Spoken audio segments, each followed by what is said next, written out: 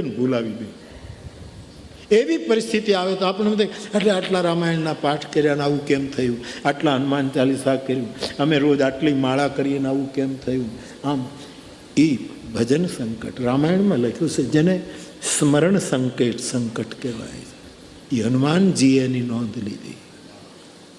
કહ હનુમંત વિપતિ પ્રભુ સોઈ, જબ તવ સુમિરન ભજન ન હોય. આ સ્મરણ સંકટ કે મોટામાં મોટું સંકટ હે પ્રભુ એ છે મારી માં જાનકીને કે તમારું ભજન નથી કરી શકતા. રાક્ષસીઓ આવે, રાજા રાવણ આવે, ભજનમાં ભંગ કરે છે. આ છે સ્મરણ સંકટમાં ભજનમાં ભંગ પાડે. અને એટલે જ આપણા પ્રાચીન ભજનકારોએ ગાયું કે એવા માણસનો સંગ જો કરીએ તો પાડે ભજનમાં ભંગ.